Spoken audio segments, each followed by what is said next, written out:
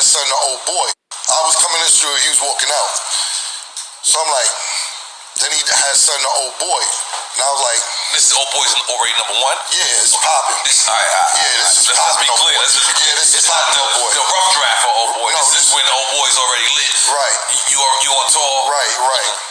So I listened to it and I was like, erase that shit. He did this shit to me, so I was like, yo, you a different type of I erased it. And that's how the song got erased. You know what I'm saying? Say something. As a petty nigga, I'm petty. Like I'm petty. Like I used to take back my clothes I used to buy, bitch. Like that's how petty I am. I'll take it back. Bring it up here. I'm taking back jury and all that. Right. As a petty nigga. Yeah. So there's no more level of petty than I just heard just now. Right. Like you literally erased the Jay-Z verse. Yeah, because he erased my verse. You know what I'm saying? You know what I'm saying? So it's J Coffee on the vid, and Killa Cam erased the whole verse. We heard this story before, man, but I've been waiting for this Drink Champs episode, man. Killa Cam on there. Hit the comments, everyone. Have you been waiting for Killa Cam on Drink Champs? And who are some of the other artists out there that you really can't wait for them to get up in there and do that Drink Champs podcast? But anyways, Killa Cam and Jay-Z. I never realized the issues like between these guys, the tension. Like I had no clue. Back when Cam signed to The Roc, I was turned up to the fullest. You know, I was a big roc-a-fella fan, big Jay-Z fan, been rocking with Cam since Horse and Carriage, the entertainment days. And I was purely excited for The Roc. Like it was so dope. You had Rock-aware, movies were coming out, State Property was over there. So much was going on, you know, and then Killa Cam signs there. And I'm just starting to really get familiar with Dipset, you know, because I recognize Jim Jones from back in the early days of Camron, but the whole Dipset movement, I was like, yo, these dudes are dope. And then I brought it up in other videos. Everyone knows when it comes to hip hop fashion, Dipset changed the game. Like, I feel like, comment and let me know if you guys agree with me or if, you know, am I wrong? I believe I'm right. Out of any artist in the game, Dipset, in my opinion, influenced like the fashion game more than anyone. I feel like there was more cats around the United States, hood to hood, you know, trying to emulate that Dipset swag and style. They were always doing some next level ish and still are even at this point. But anyways, he's with The Roc. You know, he's throwing the diamond up. Old boy is blazing. The charts and is in regular rotation. I was turned up, but I didn't realize, you know, I'm thinking The Roc is expanded more and more. They can't ever be stopped, you know, but then I didn't know, and I hit the comments, guys, all the other fans out there. I don't think a lot of us realized this was already the beginning of the end, you know, like there was already all kinds of tensions flying around roc-a-fella, like more or less, you know, we know Dipset got down with The Roc through Dame and Jay and Dame and other artists on The Roc were already having their differences. And to put it quite frankly, Hove and Cam never really got along. You heard Killa Cam. He deleted the verse off Oh Boy because Jay did it to him. He was returning the favor. And a real quick side note, sidebar, side conversation. You guys know how Coffee does it with the side convos. This was like something we heard other people that were over there with The Roc talking about. Like, I believe it was PD Crack and maybe one of the Young Guns, possibly also Chris or Neef. I'm almost positive PD Crack talked about on that. It's PD, you know, that joint, one for PD Crack. I think that's what it was called. Beans deleted Cam's verse and some other people's verse off that track.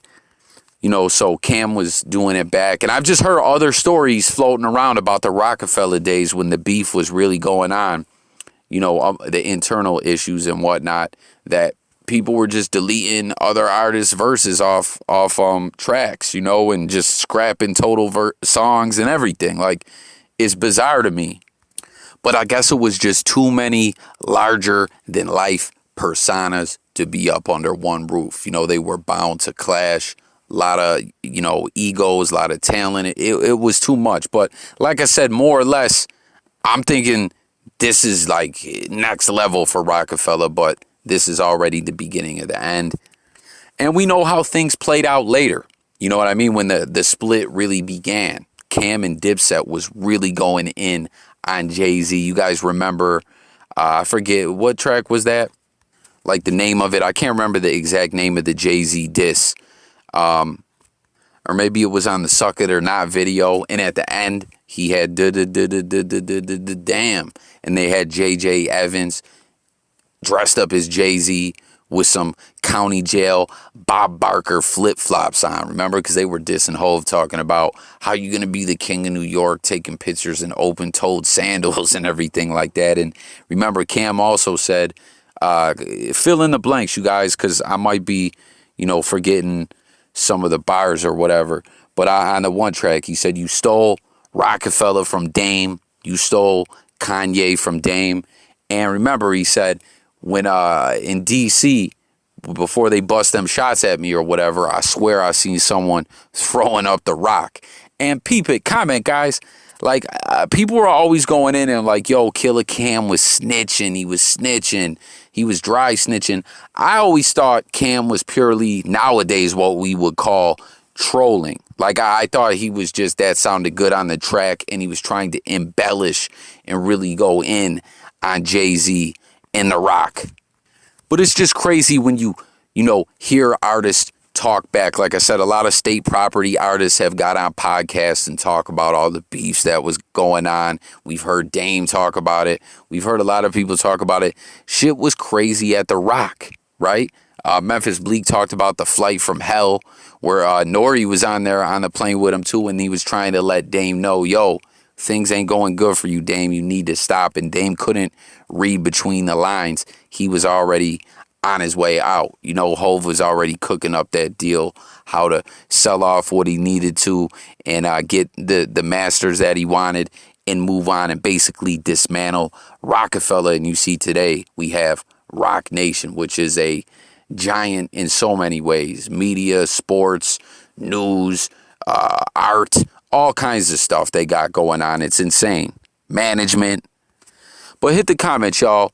Where do you guys think that this problem started between Jay and Cam? Or do you guys kind of think the whole Dame thing was pretty much what it was, that they were Dame's homies and Dame and Jay weren't really seeing eye to eye? Because basically, from what I always heard, Jay wasn't really on board to bring Dipset to The Rock. Dame just kind of, Jay wasn't on board to bring Dipset and Cam to The Rock. Dame just kind of went out and did it on his own. But man, if we would have seen more collaborations from them, it would have been crazy. Because Welcome to New York City, Cam, Jay-Z, and Juelz, one of my favorite tracks. That shit was bananas. They all went in on that. With it, Hov talking about writing checks with hands, the hands that don't write, I go off the...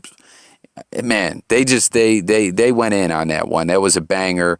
Santana was nice on the hook.